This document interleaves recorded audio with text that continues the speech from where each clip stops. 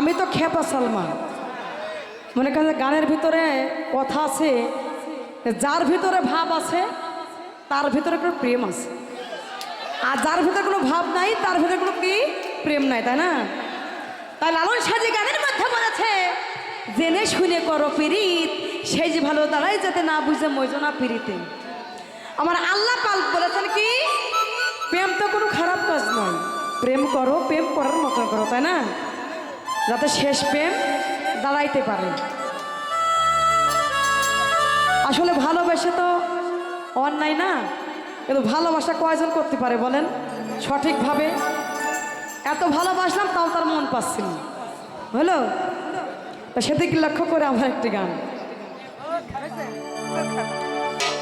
পাইলাম না, পাইলাম না ভালোবাসিয়াও তোমার মোহন পাইলাম, পাইলাম না, পাইলাম না ভালোবাসিয়াও তোমার মোহন পাইলাম না।